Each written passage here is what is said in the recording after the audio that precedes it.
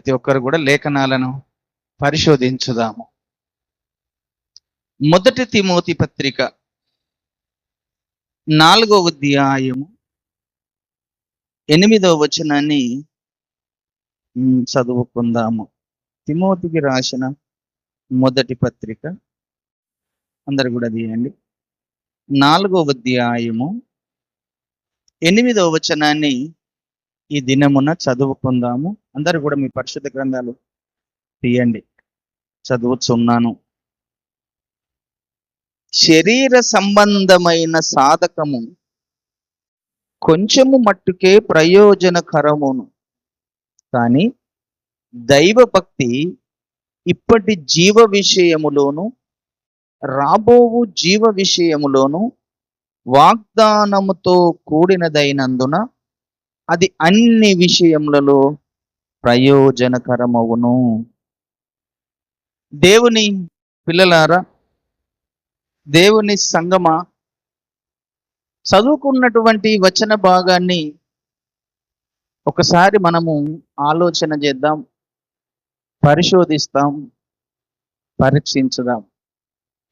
అపోస్తలుడైనటువంటి పౌలు గారు దేవుని చేత బలముగా వాడబడుతూ అనేక సంఘాలను బలపరిచి, అనేక సంఘాలను కట్టి, సంఘాలలో దేవుని వాక్యాన్ని అనేక సంఘాలకు సత్యమును బోధించినటువంటి గొప్ప దైవజనుడు పౌలు గారు. పౌలు గారికి కొంతమంది శిష్యులు ఉన్నారు. అపోస్తలుడైన పౌలు గారికి కొంతమంది శిష్యులు ఉన్నారు. ఆ శిష్యులలో తిమోతి, తీతు, బర్నబా, ఆ తర్వాత ఇంకా శీల, చాలా మంది శిష్యులు ఉన్నారు ఆయనకి. ఇంకా ఆ శిష్యులలోకి వెళ్ళి ఈ తిమోతి గారికి పౌలు గారు ఈ పత్రిక రాస్తున్నాడు. తిమోతి గారికి అంటే పౌలు యొక్క కుమారుడు. ఎలాంటి కుమారుడు? ఆత్మీయ కుమారుడు. ఆత్మీయ కుమారుడు గనక అందుకనే పౌలు గారు ఎప్పటికీ తిమోతి గారిని నా కుమారుడా, నా కుమారుడా అని సంబోధించేటువంటి వాడు. కనుక తన కుమారునికి ఈ యొక్క పౌలు గారు ఈ పత్రిక రాస్తున్నాడు. ఆ పత్రికలో ఒక అద్భుతమైన మాటని మనకి ఇక్కడ చదువుకున్నాము.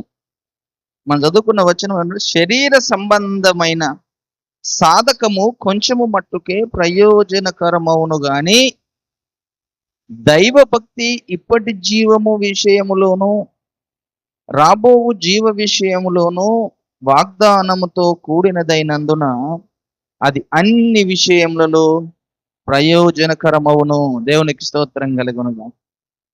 ఇక్కడ ఒక అద్భుతమైన మాటని ఆ తిమోతికి రాస్తున్నాడు. ఇందులో 2 సంగతులు చెబుతున్నాడు. ఒకటి శరీరక సంబంధమైన సాధకము అంటున్నాడు.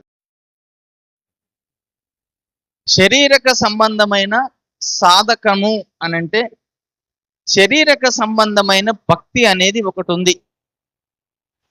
ఆ శరీరక సంబంధమైన భక్తి కొంచెము మట్టుకే ఉపయోగకరముగా ఉంటుంది,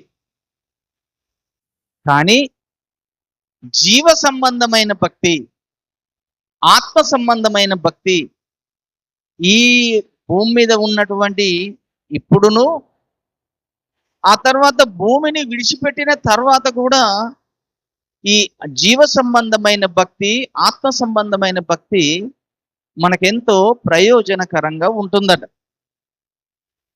కనుక ఈ భూమి మీద ఉన్నటువంటి మానవులు, భూమి మీద నివసిస్తున్నటువంటి మానవులు 7 ఖండాలలో విస్తరించి ఉన్నారు. మానవ జాతి అంతా ఈ 7 ఖండాలలో విస్తరించి ఉన్నటువంటి మానవ జాతి అనేటువంటి ప్రజలు భక్తి చేయిస్తున్నారు. కొంతమంది భక్తి అనేది చేస్తున్నారు. ప్రతివారు వారికి తోచిన విధంగా భక్తి చేయిస్తున్నారు. ఏదో ఒక రకమైన భక్తి చేస్తున్నారు. ఆ భక్తిలో కొన్ని శరీరానికి సంబంధించే సాధకముగా ఉండే అటువంటి భక్తి ఉన్నది. కొన్ని ఆత్మ సంబంధంగా ఉపయోగపడే భక్తి ఉన్నది. ఇది తెలియకనే భక్తి భక్తి అని పేరుతో శరీరక సంబంధమైనటువంటి భక్తి చేసేవారు, అది దానివల్ల నీకు ఉపయోగకరము ఏమి ఉండదు. కానీ మన భక్తి అనేది మన జీవానికి సంబంధించినదై ఉండాలి, మన ఆత్మకు సంబంధించినదై ఉండాలి. ఈ శరీరక సంబంధమైనటువంటి భక్తి అది మనుషుణ్ణి ఏమాత్రము సంతోషపరచనేరదు. ఎందుకంటే శరీరము ఒక రోజు ఉండది, శరీరం ఒక రోజు మట్టిలో కలిసిపోతుంది కనుక దాని ద్వారా మానవునికి ఏం ఉపయోగము లేదు. కానీ మన భక్తి అనేది జీవమునకు సంబంధించినదై ఉండాలి. జీవం అనగానే ప్రాణానికి సంబంధించినదై ఉండాలి. రెండవది ఆత్మకు సంబంధించినదై ఉండాలి. దేవునికి స్తోత్రం కలుగునుగాక. కనుక ఈ భక్తి విషయాలలో మానవ జాతి అంతా ఏమైపోతుంది అనంటే, మానవులకే భక్తి విషయంలో విరోధ భావము కనబడుతుంది. ఒకరికొకరు విరోధముగా తయారవుతున్నారు. ఎందుకు అనంటే, ఈ భక్తిని బట్టే శరీరక సంబంధమైన భక్తి అనేది ఒకటి ఉంది, ఈ జీవ సంబంధమైన భక్తి ఒకటి ఉంది, ఆత్మ సంబంధమైన భక్తి అనేది కూడా ఒకటి ఉంది. కనుక ఈరోజు యావత్ ప్రపంచములో ఉన్నటువంటి ప్రజలు వారి వారి భక్తి ఏదో ఒక విధంగా మేము దేవునికి భక్తి చేయిస్తున్నాము అనుకుంటున్నారు. అసలు భక్తి అంటే ఏమిటి అనంటే, ముఖ్యంగా మనము భక్తి అనే విషయాన్ని నేర్చుకోవలసినటువంటి పాఠం ఏంటిదంటే, మన భక్తి అనేది మన మనసుకు సంబంధించింది. మన మనసుకు సంబంధించింది. ఏదో పైన లోకానికి సంబంధించిన భక్తి కాదు. ప్రతి వ్యక్తి యొక్క భక్తి అనగా మనసుకు సంబంధించినదై ఉండాలి. ఆ మనసు దేవుణ్ణి సంతోషపరిచే విధంగా ఉండాలి. దేవునికి స్తోత్రం కలుగును. ఆ మనసు దేవుణ్ణి సంతోషపరచాలని భక్తిలో. లోకమును సంతోషపరిచే విధంగా భక్తి ఉండకూడదు, మనుషులను సంతోషపరిచే విధంగా భక్తి ఉండకూడదు. ఈ రోజుల్లో చాలా మంది భక్తి పేరుతో ఏం చేస్తున్నారంటే, ఈ శరీర సంతోషాన్ని కోరుకుంటున్నారు, శరీర ఆనందాన్ని కోరుకుంటున్నారు. భక్తిలో భక్తి చేస్తున్నామని అనుకుంటున్నారు కదండి. ఆ భక్తిలో శరీరాన్ని సంతోషాన్ని, శరీర సుఖాన్ని కోరుకునే విధంగా భక్తి చేయిస్తున్నారు చాలా మంది. ఆ భక్తి దేవునికి నచ్చిన భక్తి కాదు. ఎందుకంటారా? శారీరక సంబంధమైన భక్తి ఏంటిదంటే, భక్తి పేరుతోటి ఈరోజు భక్తి అని చెప్పుకుంటూ, భక్తి మేము చేస్తున్నామని చెప్పుకుంటూ, మేము ఒక దేవునికి ఆరాధన చేస్తున్నాము, ఒక దేవుణ్ణి మేము పూజిస్తున్నాము అనుకుంటూ భక్తి పేరు నేను చెప్తూని రకరకాల జంతువులను బలి అర్పిస్తున్నారు కదండి.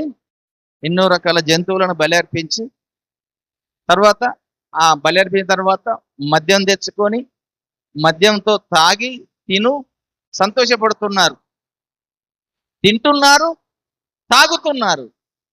ఆ భక్తి దేనికి సంతోషమైనది? శరీరానికి సంతోషమైనది. ఈ శరీరాన్ని సంతోషపరుస్తున్నావు నువ్వు తినడం తాగడాన్ని బట్టి, కానీ నీ మనసుకి ఏమైనా సంతోషం ఉందా? నీ మనసుకి ఏమైనా ఆనందం ఉందా? దాని ద్వారా మనసుకేమీ ఆనందం లేదు, నీ ఆత్మకేమీ సంతోషం లేదు.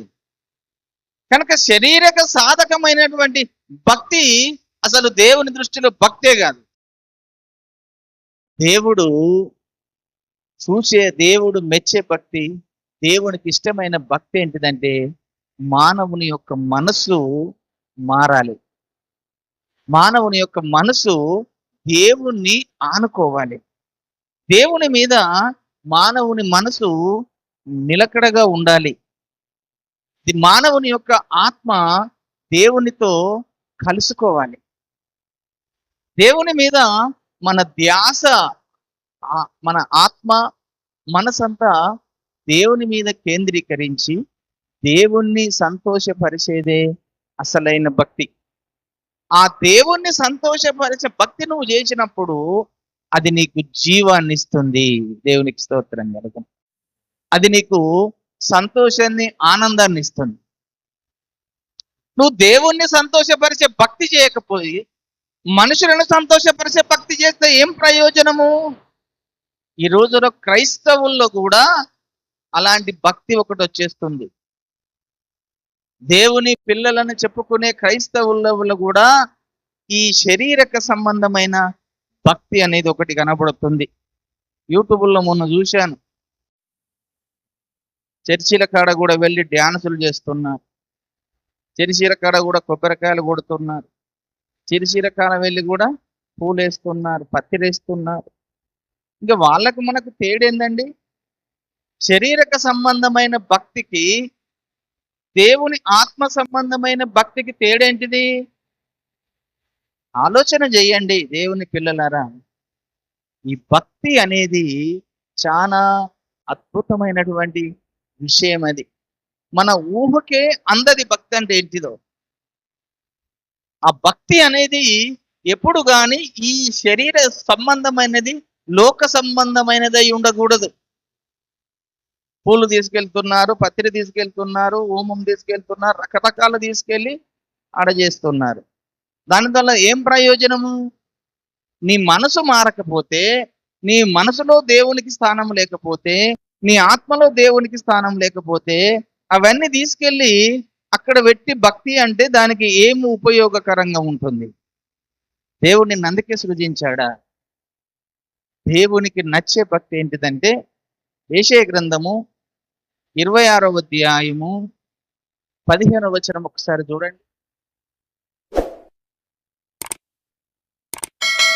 యెషయా గ్రంథము 26వ అధ్యాయము, ఎవని మనస్సు నీ మీద ఆనుకొని ఉండునో వానిని నేను పూర్ణ శాంతి గలవానిగా చేసేదని అంటాడు. 3వ వచనం, ఎవని మనస్సు నీ మీద ఆనుకొనునో వానిని నీవు పూర్ణ శాంతి గలవానిగా కాపాడుదువు. ఎలయనగా అతడు నీయందు విశ్వాసముంచి ఉన్నాడు. యెహోవాయే నిత్య ఆశ్రయ దుర్గము, యుగ యుగములు యెహోవాను నమ్ముకొనుడి. ఆయన ఉన్నత స్థల నివాసులు ఎత్తైన దుర్గమును దిగగొట్టువాడు. ఆయన వాని పడగొట్టును, నేలకు దాని పడగొట్టెను, ఆయన ధూళిలో దాన్ని కలిపి ఉన్నాడు. చూడండి, భక్తి అని అంటే మన మనసు దేవుని మీద ఆనుకొని ఉండాలి. మన మనసు దేవుణ్ణి సృజించాలి.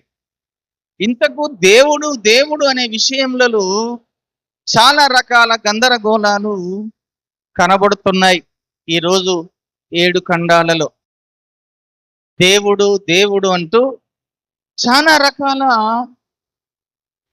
ప్రపంచంలో ఉన్నటువంటి మానవ జాతి అంతా దేవుడు ఎవరో అర్థం కాక కలవరపడుతున్నారు. ఒక్కొక్క ప్రపంచంలో ఒక్కొక్క విధంగా దేవుని భక్తి చేస్తున్నారు. ఆ దేవుడు ఎవరో అర్థం కాకుండా ఉన్నారు. కనుక మొట్టమొదటిసారిగా భక్తి చేయిస్తున్నామన్నప్పుడు నీ భక్తికి నువ్వు చేసే ముందు నిన్ను మొట్టమొదటిగా సృజించిన వ్యక్తి ఎవరో నీకు తెలిసి ఉండాలి. నిన్ను ఏ దేవుడు సృష్టించాడు, ఆ సృష్టికర్త మీద నీ మనసు ఉండాలి. నువ్వు ఏ దేవుడు పుట్టిస్తే ఈ లోకానికి వచ్చావు, మొదటిగా ఆ దేవుణ్ణి కనుగొను.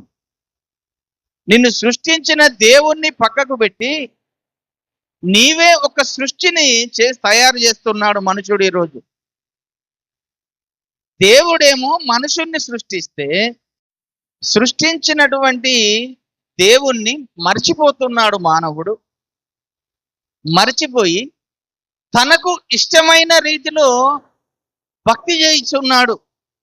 ఇష్టమైన రీతిలోనంటే అతడే కొన్నిటిని దేవుళ్ళను, దేవతలు అనే వారిని సృష్టిస్తున్నాడు మానవుడు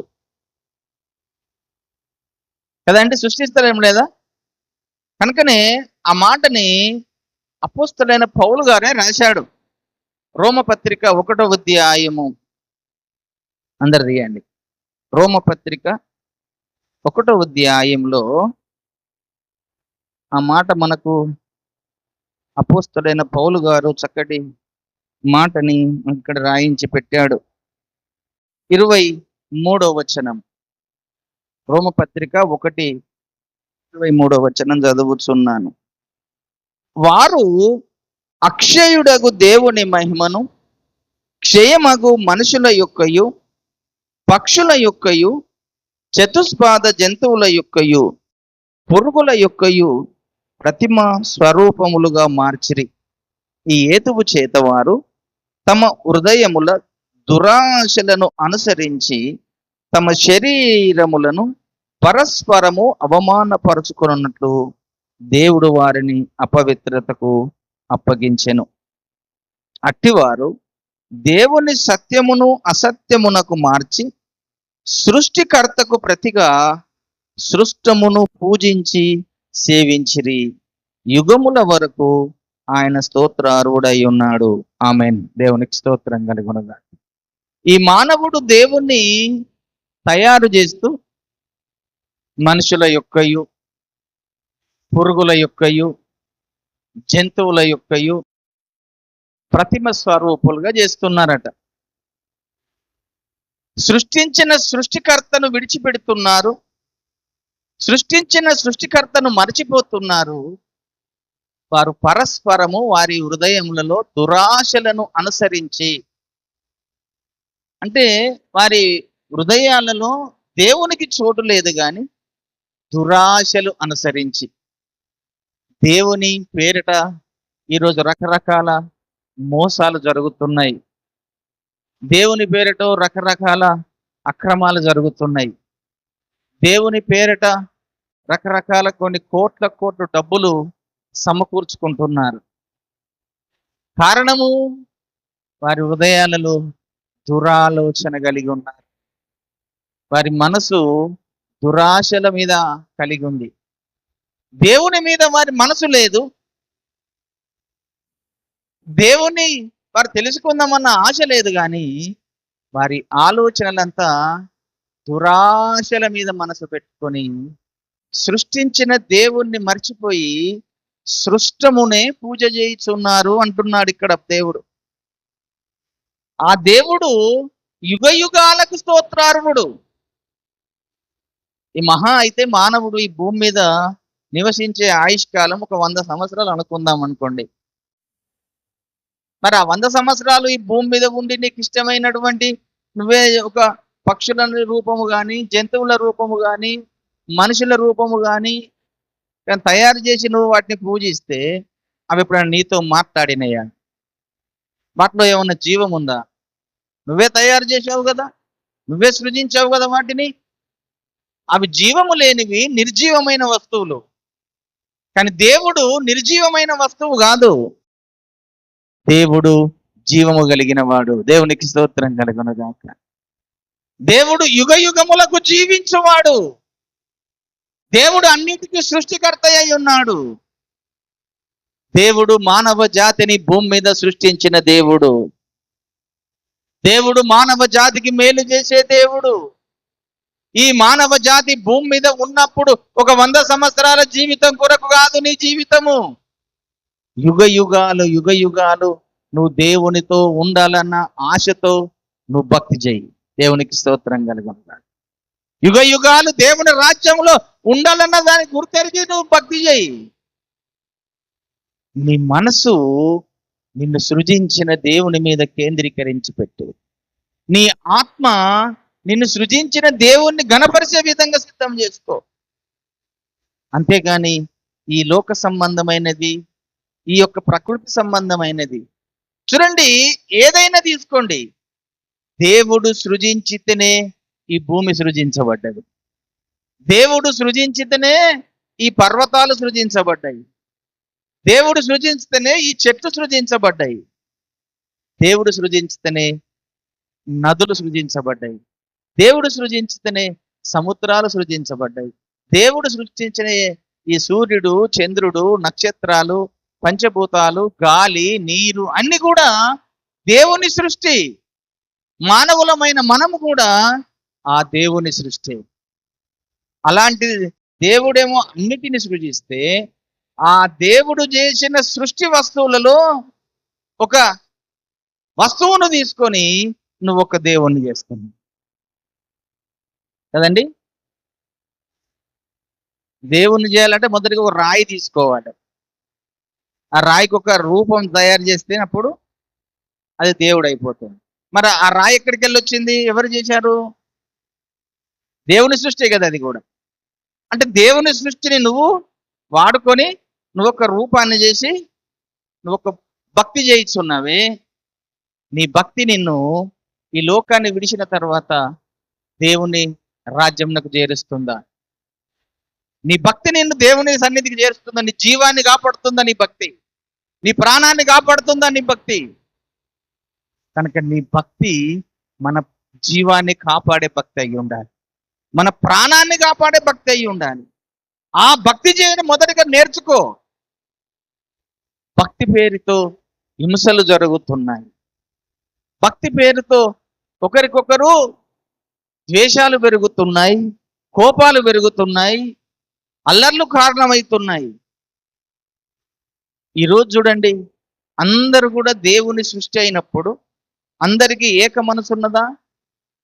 ఏకాత్మ ఉన్నదా? లేదు.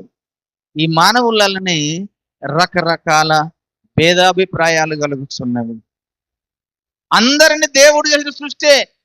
భూమి మీద ఉన్న 7 ఖండాలలో ఉన్న మానవ జాతి అంతా దేవుడు సృజించిన సృష్టి. అయినప్పటికీ మానవులలో ఏక మనసు లేదు, ఏకాత్మ లేదు. వారందరూ కూడా తమ దురాశల చేత మనుషులు విభేదములు కలగజేసుకుంటూ, కక్షలు కలగజేసుకుంటూ ఒకరికొకరు విరోధముగా తయారవుతున్నారట.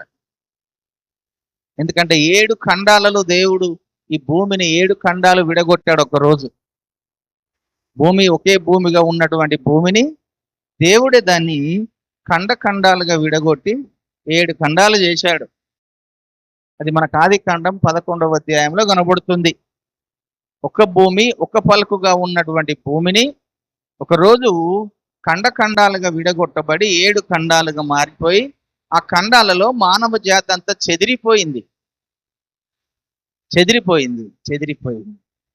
ఆ చెదిరిపోయినటువంటి మానవుడు, మానవులమైన మనకు ప్రేమ లేకుండా నీ ఖండము వేరు, నా ఖండము వేరు. ఇక్కడ వస్తుందండి మానవ జాతికి అంత వ్యతిరేకం. అంటే నీ ఖండము వేరు, నా ఖండము వేరు. నీ దేశం వేరు, నా దేశం వేరు. నీ రాష్ట్రం వేరు, నా రాష్ట్రం వేరు. అంటే ఖండాలుగా విడగొట్టబడ్డ మానవుడు ఏం చేసుకుంటున్నాడు? ప్రేమలు చచ్చిపోతున్నాయి.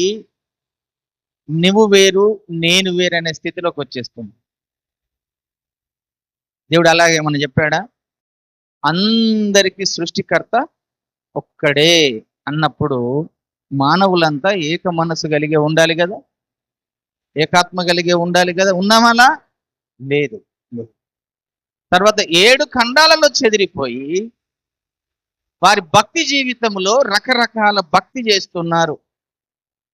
ఉదాహరణకు ఇప్పుడు మనకు ఎక్కువగా తెలిసిన భక్తి ఉన్నటువంటి భక్తి చేస్తున్నటువంటి ఈ మతాలు అనేది ఒకటి మానవుడు కొన్ని సృష్టించుకున్నాడు. మానవుడు పెట్టుకున్న ఏ మతాలు తప్ప, మానవుడు పెట్టుకున్న ఏ కులాలు తప్ప దేవుడు ఏ కులము పెట్టలేదు, దేవుడు ఏ మతము పెట్టలేదు. దేవునికి మతం అనేది లేదు, దేవునికి కులం అనేది లేదు. కనుక మానవుడే మతములను పెట్టుకున్నాడు, కొన్ని కులములు పెట్టుకున్నాడు. ఈ కులముల పేరుతో, మతాల పేరుతో మనుషులు మారణ హోమాన్ని సృష్టిస్తున్నారు. విభేదాలు, కక్షలు పెంచుకుంటున్నారు. అది భక్తి పేరుతోనే మళ్ళీ కదండి. ఎక్కువగా యావత్ ప్రపంచమంతటిలో ఎక్కువగా ఉన్నటువంటి ముస్లింలు ఉన్నారు కొంతమంది. ముస్లింలని మేము చెప్పుకుంటూ, అది కూడా మన పరిశుద్ధ గ్రంథంలో నుంచే అబ్రహాము కుమారులే.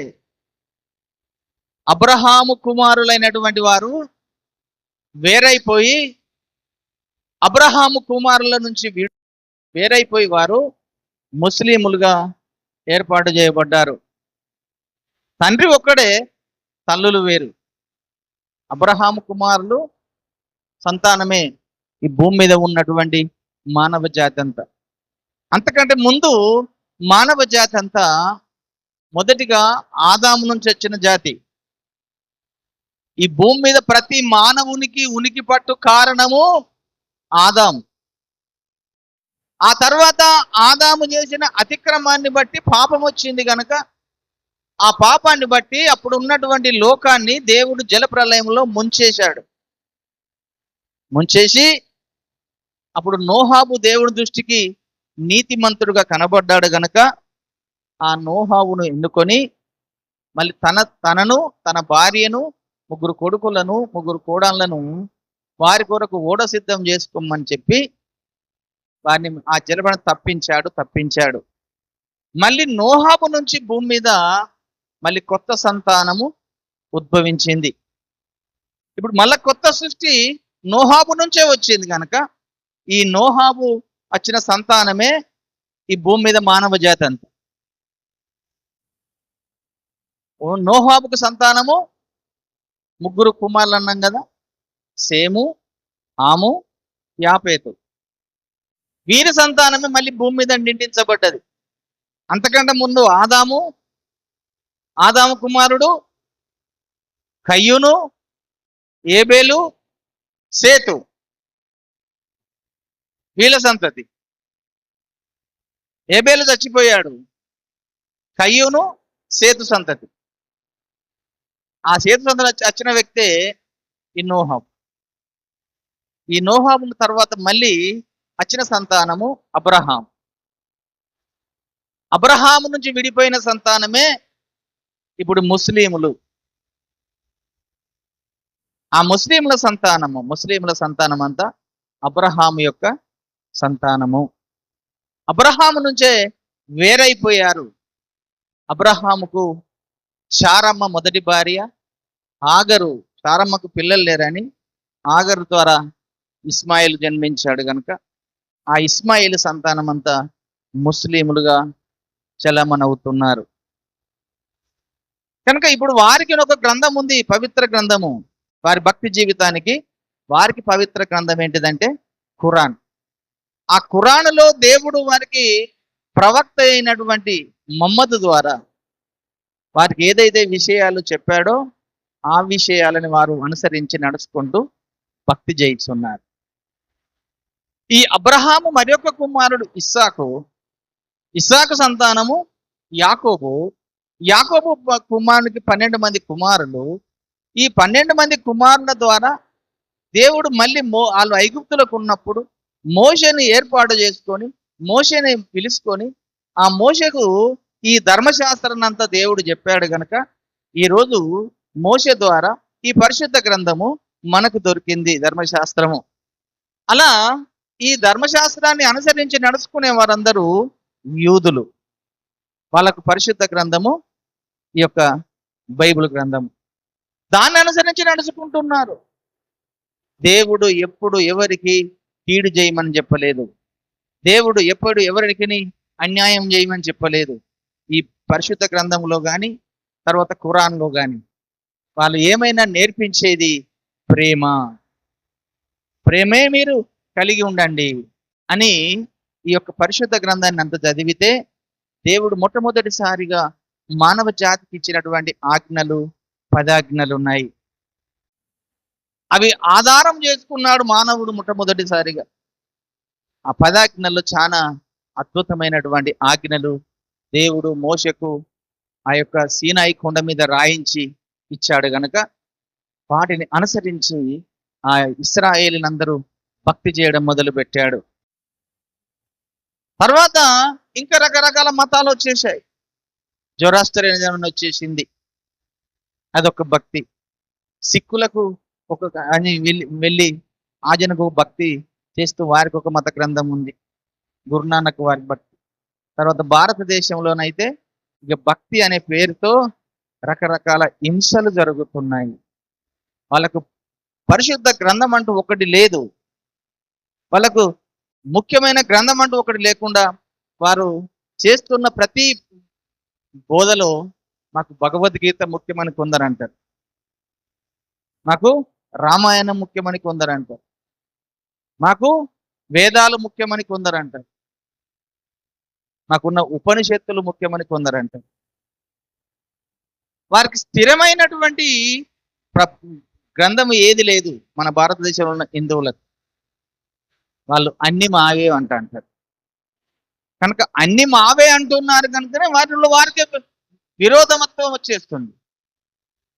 మన భారతదేశంలో ఉన్నటువంటి ఎక్కువగా భక్తి చేయిస్తున్నటువంటి వారిలో మళ్ళీ వాళ్ళకు 2 రకాల తెగలు, ఒకటి శైవులని, ఒకటి వైష్ణవులని.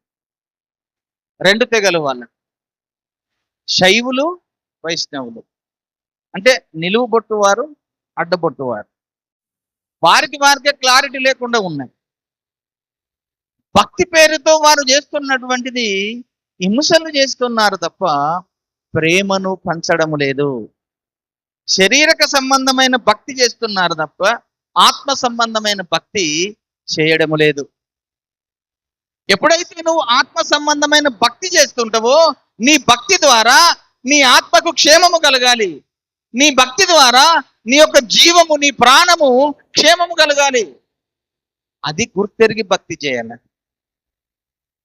భక్తి పేరుతో రక్తపాతము సృజించడం భక్తి కాదు, భక్తి పేరుతో హింసలు చేయడం భక్తి కాదు, భక్తి పేరుతో ఇంకొక వ్యక్తులను దూషించడము, ఇంకొక వ్యక్తులను ద్వేషించడము, ఇంకొక మతస్థులను కొట్టడము, చంపడం అనేది భక్తే కాదు. నువ్వు భక్తి ముసుగులో మారణ హోమము చేయిస్తున్నావు. భక్తి ఏం నేర్పిస్తుందో తెలుసా? మానవునికి ప్రశాంతత నేర్పించాలి. భక్తి అనేది మానవునికి ప్రశాంతత నేర్పించాలి, ఒక స్వచ్ఛత నేర్పించాలి. దేవుని దగ్గరకు చేరే విధంగానే భక్తి ఉండాలి తప్ప దేవునికి దూరం చేసే భక్తి నీకు అవసరము లేదు. చూడండి, ఆ భక్తిలో ఎన్ని సుగుణాలు ఉండాలో మన పేతురు గారు చెప్తున్నాడు. మొదటి 2వ పేతురు పత్రిక 1వ అధ్యాయము, 2వ పేతురు పత్రిక 1వ అధ్యాయము. అందరిది అండి, పేతురు రాసిన 2వ పత్రిక 1వ అధ్యాయము 5వ వచనం చదువుతున్నాను. 5వ వచనం చదువుతున్నాను చూడండి. ఆ హేతువు చేతనే మీ మట్టుకు మీరు పూర్ణ జాగ్రత్త గలవారై మీ విశ్వాసమునందు సద్గుణమునందు జ్ఞానమునందు ఆశా నిగ్రహమునందు సహనమునందు భక్తిని, భక్తి యందు సహోదర ప్రేమయందు దయను అమర్చుకొనుడి.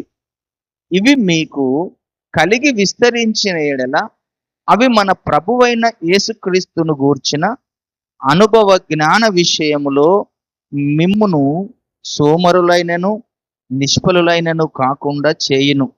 ఇవి ఎవనికి లేకపోవునో వాడు తన పూర్వ పాపములకు శుద్ధి కలిగిన సంగతి మర్చిపోయి గ్రుడ్డివాడును, దూరదృష్టి లేనివాడగును. చూశారండి, భక్తిలో ఇన్ని రకాల సుగుణములు ఉండాలి. నువ్వు భక్తి చేయిస్తున్నావు అనుకుంటే నీ భక్తిలో మొదటిది ఏముండాలి? ఇక్కడ కొన్ని విషయాలు దేవుడు రాయించి పెట్టాడు. నీ భక్తిలో విశ్వాసం ఉండాలి మొదటిగా. నువ్వు ఏదైతే ఎవరి మీదనైతే భక్తి చేయిస్తున్నావో, నువ్వు ఏ దేవుణ్ణి భక్తి చేయిస్తున్నావో ఆ భక్తిలో మొదటిగా నీకు ఉండవలసిన సుగుణము విశ్వాసం ఉండాలి. దేవునికి స్తోత్రం కలుగునుగా. విశ్వాసం ఉండాలి. భక్తిలో నీకు విశ్వాసమే లేకపోతే నీ భక్తి వ్యర్థము. భక్తిలో ఏముండాలి? విశ్వాసము. నువ్వు ఏ దేవుణ్ణి కలిగి నీ దేవుని మీద నువ్వు ఆరాధిస్తున్నావో, నీ దేవుణ్ణి గణపరుస్తున్నావో, నీ దేవుణ్ణి మహిమపరుస్తున్నావో, ఆ దేవుని మీద పూర్ణ విశ్వాసము కలిగి ఉండాలి. మొదటిది. రెండవ విషయం ఏం చెప్తున్నాడు? విశ్వాసంతో పాటు ఏముండాలట? సద్గుణము ఉండాలి. దేవునికి స్తోత్రం కలవాలి. ఏముండాలి? రెండవ విషయము సద్గుణము. అంటే మంచి గుణము కలిగి ఉండాలి. ఆ గుణమే, మంచి గుణమే లేకపోతే నువ్వు భక్తి చేయడము, నీ భక్తి వ్యర్థము. మంచి గుణము కలిగి ఉండాలి. ఎదుటి వారి పట్ల కానీ, ఎదుటి వారి వ్యక్తుల పట్ల కానీ, వారు ఎవరైనా సరే, దేవుని పిల్లలైనా సరే, దేవుని పిల్లలు కాని వారైనా సరే, అన్యజనులైనా సరే, దేవుని బిడ్డలైనా సరే, వారి పట్ల నువ్వు మంచి సద్గుణము కలిగి ఉండాలి. మంచి గుణము కలిగి ఉండాలి. ఆ మంచి గుణమే లేకపోతే నీ భక్తి వ్యర్థము. విశ్వాసమే లేకపోతే నీ భక్తి వ్యర్థము. కనుక విశ్వాసం అనేది దేవుని మీద ఉండాలి. ఆ విశ్వాసం తర్వాత రెండవ మెట్టు సద్గుణము కలిగి ఉండాలి. మంచి గుణము కలిగిన వ్యక్తివై ఉండాలి. మూడవది, సద్గుణమునందు జ్ఞానము కలిగి ఉండాలి. నీ భక్తిలో జ్ఞానము సంపాదించుకోవాలి. ఆస్తులు సంపాదించుకోవడం కాదు, ఈ భూమి మీద భూములు సంపాదించుకోవడం కాదు. భక్తి పేరు చెప్పుకొని నీ భక్తిలో జ్ఞానము సంపాదించుకోవాలి. ఏమి జ్ఞానము? ఈ లోక సంబంధమైన జ్ఞానము కాదు, కానీ నిన్ను సృజించిన దేవుని జ్ఞానము సంపాదించుకోవాలి. నిన్ను సృష్టించిన దేవుని జ్ఞానము నీకు దొరకాలి నీ భక్తిలో. ఆ దేవుని జ్ఞానము నీకు దొరికితే నువ్వు భక్తి చేస్తున్న నీ భక్తికి మోక్షము లభిస్తుంది. నీ భక్తికి దేవుడు సంతోషపడతాడు. దేవుని జ్ఞానమే నీకు దొరకకుండా అజ్ఞానముగా ఉండి భక్తి చేస్తే ఆ అజ్ఞానము నిన్ను నరకములోనికి తీసుకెళ్లే భక్తి అవుతుంది. చీకటి భక్తి అవుతుంది, అంధకారపు భక్తి అవుతుంది. ఈ చీకటి భక్తి కాదు నువ్వు చేసేది, అంధకార భక్తి కాదు నువ్వు చేసేది. నువ్వు భక్తి చేస్తున్నావంటే ఆ భక్తిలో నువ్వు జ్ఞానమును సంపాదించుకోవాలి. ఆ జ్ఞానము నిన్ను సృజించిన దేవుని జ్ఞానం సంపాదించుకోవాలి. సంపాదించుకుంటున్నావా జ్ఞానమును?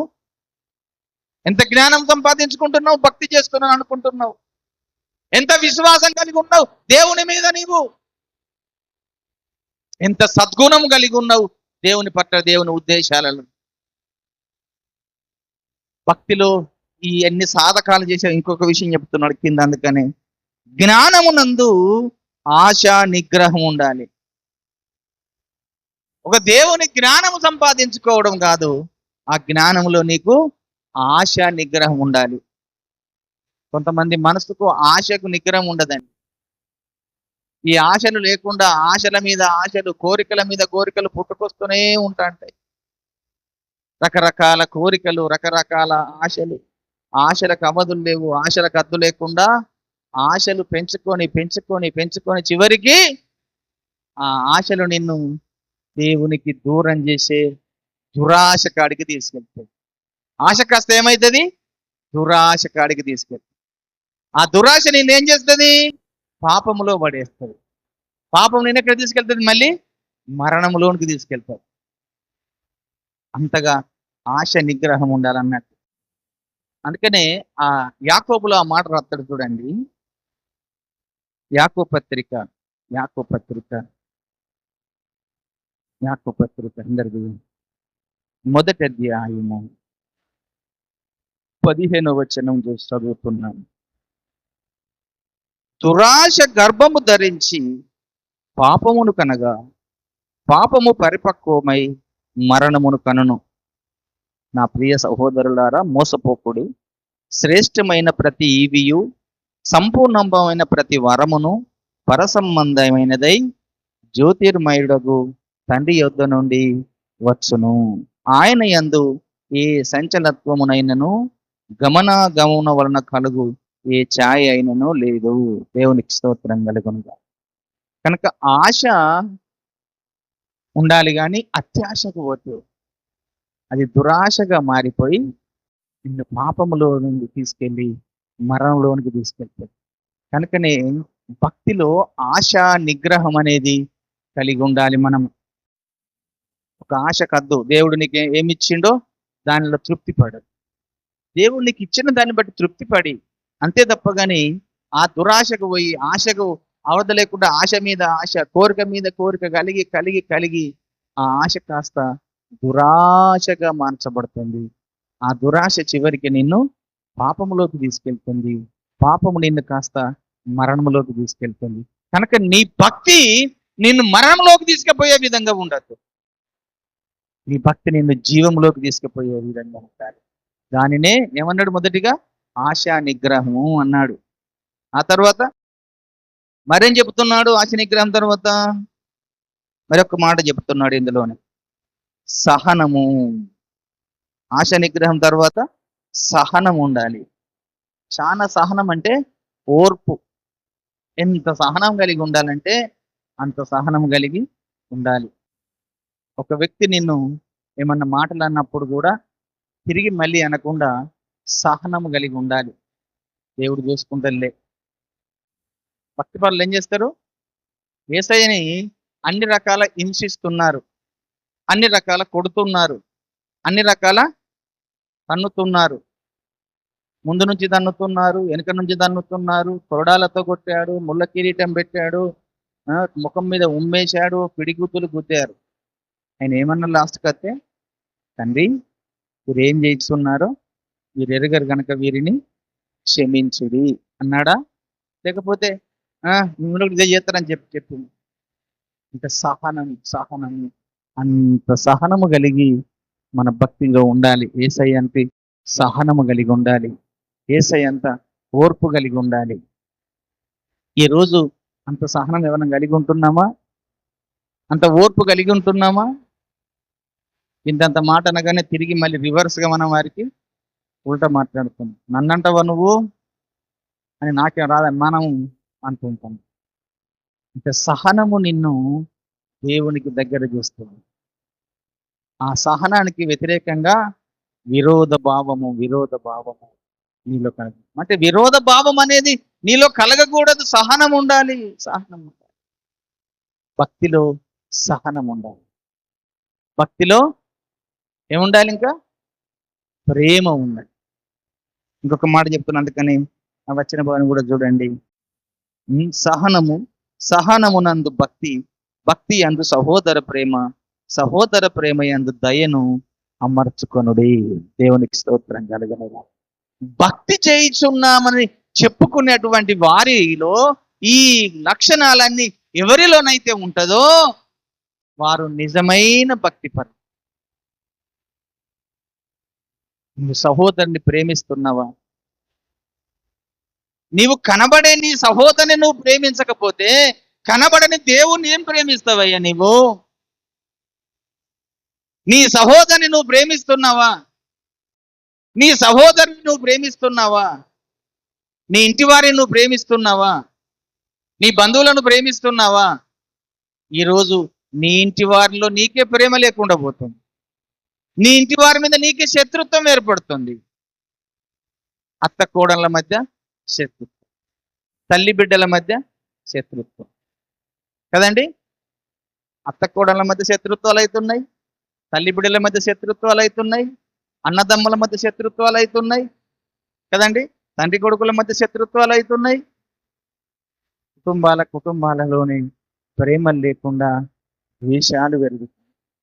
ఈ భక్తి పేరుతో అనేది ప్రేమ ఉండాలి. భక్తి, ఆ ప్రేమే లేకపోతే నీ భక్తి వ్యర్థము.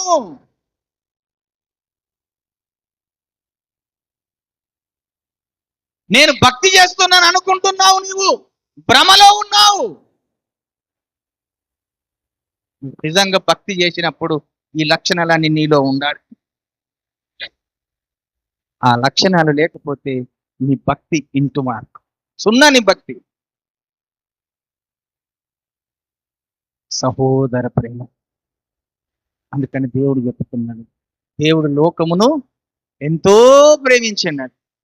ఆ దేవుడే నిన్ను ప్రేమిస్తుంటే నువ్వు నీ సహోదరుని ప్రేమించవా?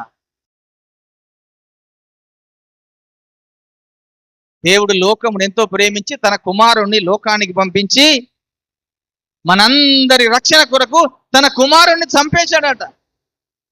అందులో దేవుని ప్రేమ కనబడుతుంది. దేవుడు ఎంతగా మానవ జాతిని ప్రేమించాడో నిన్ను నువ్వు ఎందుకు ప్రేమించుకుంటలేవు? ఎందుకు నీకు శత్రుత్వము? ఎందుకు నీకు కోపము? భక్తి పేరుతో కోపములు రేగుతున్నాయి, భక్తి పేరుతో ద్వేషాలు వెడుగుతున్నాయి, భక్తి పేరుతో అల్లలు చెలరేగుతున్నాయి. భారతదేశం అంతా అల్లకల్లోలం చేస్తున్నారు ఇప్పుడు భక్తి పేరుతోనే. భారతదేశ ప్రజల్లో ప్రేమలు లేకుండా ద్వేషాలు రేపుతున్నారు. కులాల పేరుతో, మతాల పేరుతో దేవుడు సృజించిన మానవుడు దేవుడు భూమి మీదకి పంపిస్తే మానవులలో ప్రేమలు లేకుండా ద్వేషాలు నూరిపోస్తున్నాయి, కోపాలు రేపుతున్నాయి, ఒకరినొకరు చంపుకుంటున్నారు, ఒకరినొకరు దూషించుకుంటున్నారు, ద్వేషించుకుంటున్నారు. మా మతం గొప్పది, మా మతం గొప్పది, మా మతం గొప్పదని మతాల కాడ గొడవలు జరుగుతున్నాయి, కులాల కాడ గొడవలు జరుగుతున్నాయి. ఏమయ్యా జ్ఞానులు, ఒకసారి ఆలోచించండి. నీ మతం పేరుతో మారణ హోమం చేస్తున్నావు కదా, నువ్వు భూమి మీద ఎంతకాలం ఉంటావు? ఎప్పుడైనా ఆలోచించావా? భక్తి పేరుతో మానవులను హింస చేస్తున్నావు కదా, నువ్వు భూమి మీద ఎంతకాలం ఉంటావు? నీ భక్తి నిన్ను రేపు నువ్వు చచ్చిన తర్వాత దేవుని రాజ్యంలోకి తీసుకెళ్తుందా? నువ్వు చేసే భక్తి నీకు జీవాన్ని ఇస్తుందా? నీ భక్తి ఎప్పుడైనా ఆలోచించావా? భక్తి పేరుతో కోట్ల ఆస్తులు సంపాదించుకునేవారు ఉన్నారు. భూములు వారు బ్రతకడం కొరకు భక్తి చేస్తున్నారు తప్ప, నేను చేసే భక్తిని బట్టి నా శరీరము రేపు మట్టిలో కలిసిపోతుంది, నా ప్రాణము జీవము నేను దేవుని రాజ్యంలో చేరాలన్న భక్తి ఎవరు చేస్తలేరు. మూఢ విశ్వాసముతో, అంధకార భక్తితో మనుషుల మీద తిరుగుబాటుతనం చేసి ఈరోజు భారతదేశాన్నంతా ప్రేమ కలిగి ఉండవలసిన మనుషులలో ప్రేమ లేకుండా ద్వేషాలు నూరిపోస్తున్నాయి. దేశానికి ఒక దేవుడు ఉంటాడు. ఎంత హాస్యాస్పదమైన మాట అంటే ఇది. దేవుడేమో ఆకాశమునకు భూమికిని విశ్వానికి దేవుడైతే మా భారతదేశానికి ఒక దేవుడు. ఈ క్రైస్తవులు ముస్లింలు మా దేశములు గారు వాళ్ళు ఎక్కడికి వెళ్ళి వచ్చారండి? ఇక్కడికి దేవుడు పంపిస్తే వచ్చాడు ఇక్కడికి. కొంతకాలం భూమి మీద బ్రతుకుతాము, ఆయన రమ్మన్నప్పుడు వెళ్ళిపోతాము. అంతేగాని ఈ భారతదేశం ఏమన్నా ఎవరిదైనా సొంతం ఆస్తా? ఈ భూమిని ఎవరైనా సంపాదించండి? భారతదేశాన్ని ఎవరైనా అలా తాత సంపాదించారు, ముత్తాత సంపాదించండి? భారతదేశం అంటే ఇదొక దేశము. దేవుడు సృజించిన 7 ఖండాలలో ఆసియా ఖండం ఒకటి. ఈ ఆసియా ఖండంలో భారతదేశం ఉంది. అదే ఆసియా ఖండంలో ఇజ్రాయెల్ కూడా ఉంది. కనుక దేశాల పేరుతో ముస్లింలు మా దేశంలో ఉండొద్దండి, వాళ్ళు ఎక్కడ పుట్టి పెట్టి ఇక్కడ ఇంకెక్కడ ఉంటారు వాళ్ళు? ఏ దేశంలో పుట్టినోరు ఆ దేశంలోనే జీవిస్తారు. నువ్వే అమెరికాలో పుట్టిన వ్యక్తివి కాదు కదా, నువ్వేమి అమెరికా వ్యక్తివి కాదు కదా. కనుక ఈ రోజు భక్తి పేరుతో రకరకాల హింసలు గురి చేస్తున్నారు, రకరకాల ఇబ్బందులకు గురి చేస్తున్నారు. మానవుడు మహా అయితే బ్రతికేదే ఒక 70-80 సంవత్సరాలు అన్నాడు దావీదు. నరుని ఆయుష్కాలము 70 సంవత్సరములు, అధిక బలమున్న ఎడల 80 సంవత్సరములు. అయినను వాటి వైభవము, ఆయాసము, దుఃఖమే అన్నాడు. 90వ కీర్తన 10వ వచనములో ఆ మాట చూడండి. దావీదు ఏం చెప్పాడో కీర్తన గ్రంథము 90వ కీర్తన 10వ వచనంలో కూర్చున్నాను. మా ఆయుష్కాలము 70 సంవత్సరములు, అధిక బలమున్న ఎడల 80 సంవత్సరములగును. అయినను వాటి వైభవము, ఆయాసము, దుఃఖమే.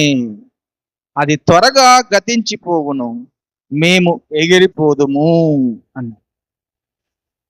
త్వరగా గతించిపోయే మానవుని 70-80 సంవత్సరాల జీవిత కాలంలో ఈ భూమి మీద స్వేచ్ఛగా బ్రతకాలి, కానీ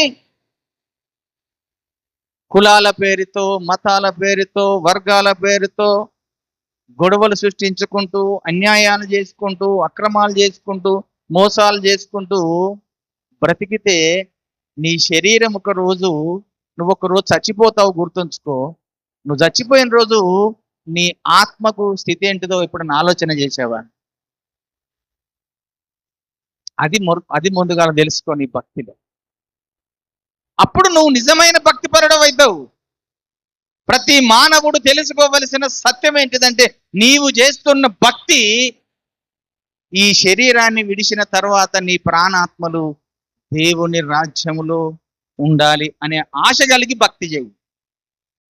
ఆ దేవుని రాజ్యములోకి తీసుకెళ్లే మార్గం ఏంటిదో గుర్తెరిగి భక్తి చేయి. అంతేగాని శరీర సుఖం కొరకు భక్తి చేయకు. ఏమి తిందుమా, ఏమి తాగుదుమా, ఏమి ధరించుకుందుమా, ఆ భక్తి జీవితంలో ఈ లక్షణాలు ఉండకూడదు నీకు.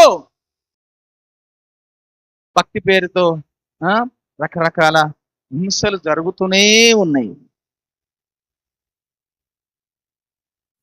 అంటే దేవుని పిల్లలారా, మనము చేసే భక్తి ఏ విధంగా ఉండాలంటే దేవుణ్ణి సంతోషపరిచే భక్తి, దేవుణ్ణి ఆనందపరిచే భక్తి అయి ఉండాలి. నిన్ను సృజించిన సృష్టికర్తను నీవు సంతోషపరిచే విధంగా భక్తి చేయి, నువ్వు ఆనందపరిచే విధంగా భక్తి చేయి. నీ మనసుకు సంతోషం కలగాలి, నీ ఆత్మకు సంతోషం కలగాలి నీ భక్తిలో. కనుకనే దేవుడు అదే చెప్తాడు, నీ పూర్ణ హృదయముతో, నీ పూర్ణ మనస్సుతో, నీ పూర్ణ ఆత్మతో నీ దేవుని సంతోషపరచుము, నీ దేవుణ్ణి ఆరాధించుము అన్నాడు.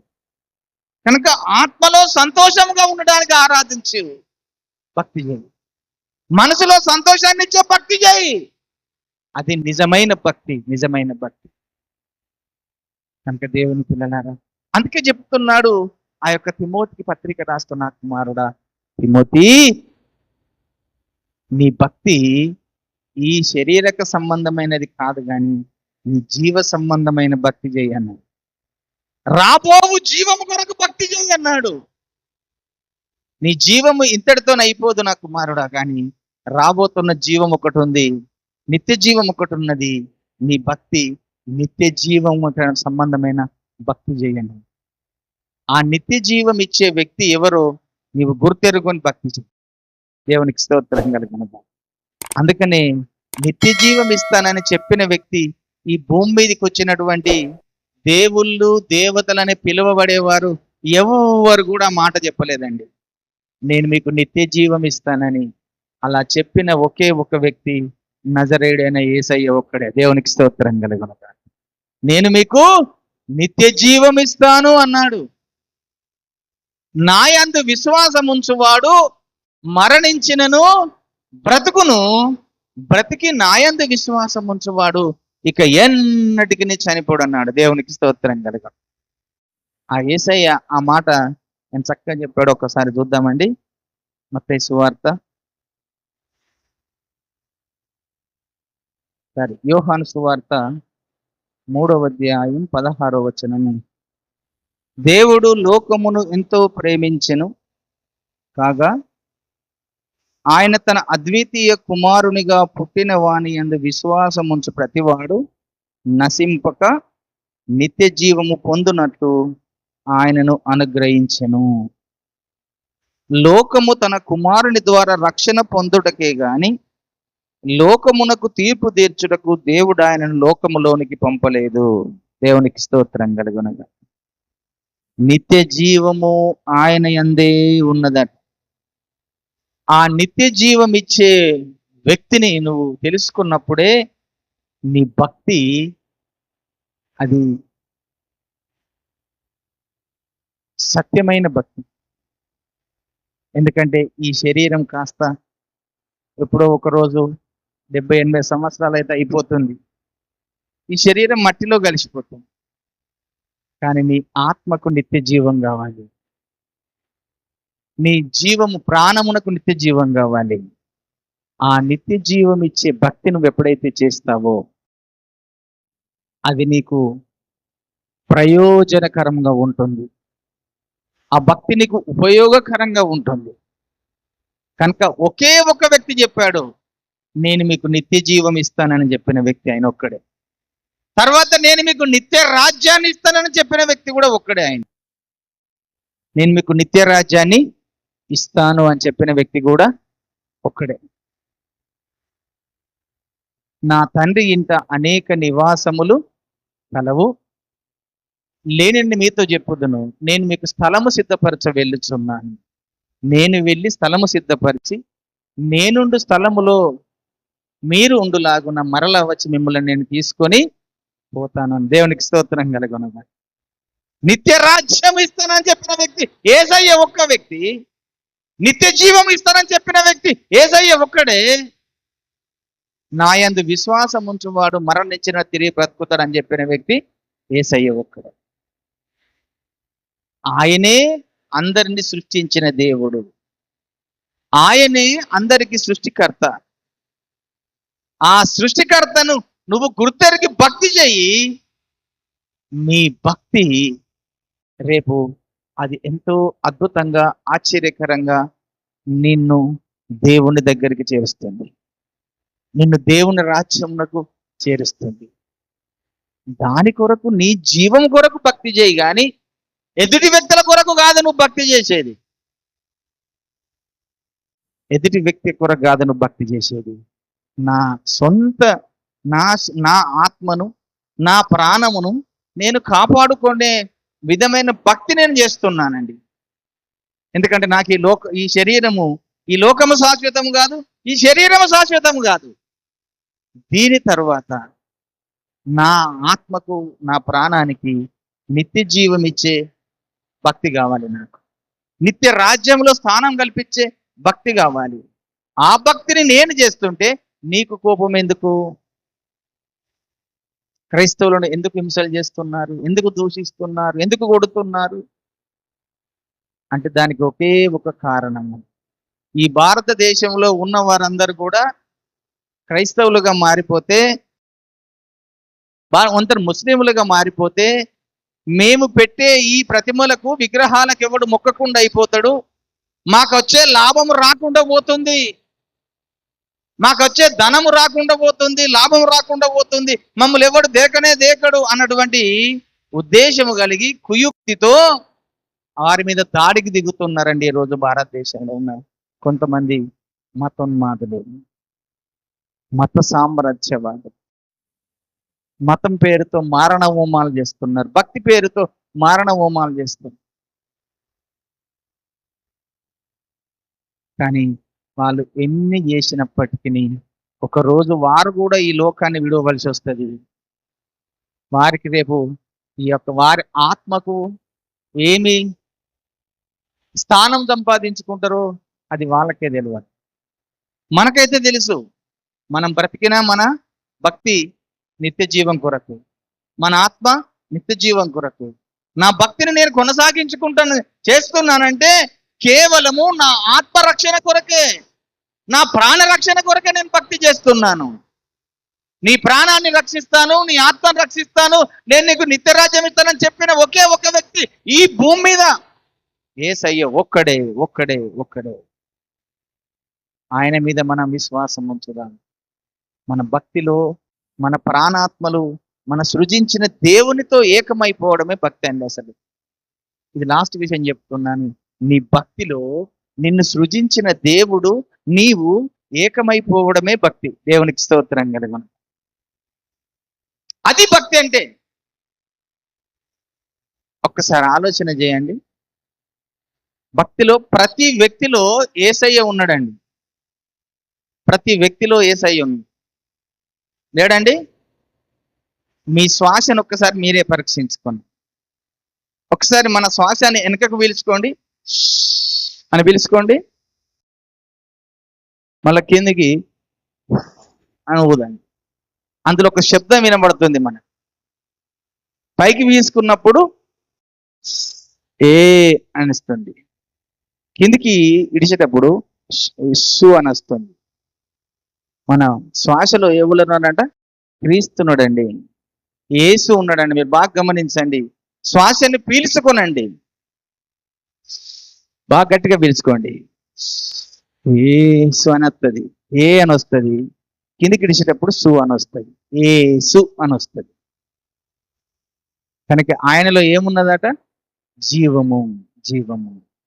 ఆ జీవం మనుషులకు వెలుగై ఉన్నదన్నాడు. క్రీస్తు యొక్క జీవము నీలో ఉన్నది, క్రీస్తు అందరిలో ఉన్నాడు. అది నువ్వు గుర్తెరుగుతలేవు సహోదరుడా, సహోదరి.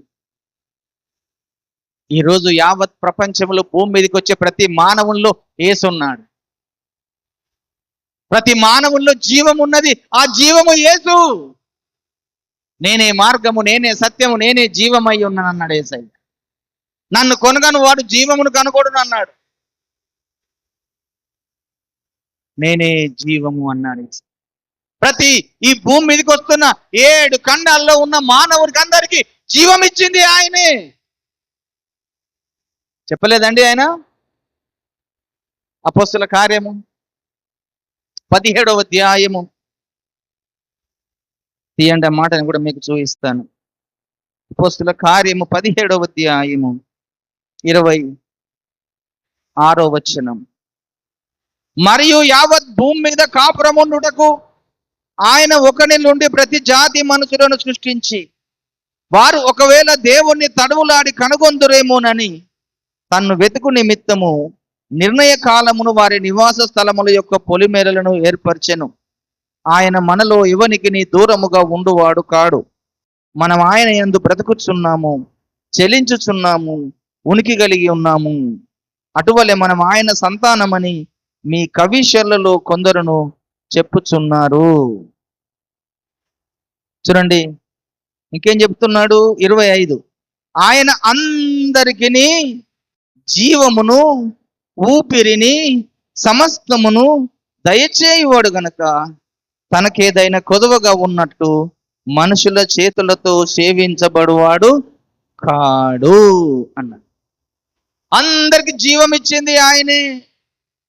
సహోదరుడా, సహోదరి, 7 ఖండాలలో ఉన్న మానవ జాతి అందరికీ జీవం ఇచ్చి సృజించినది యేసు ఒక్కడే.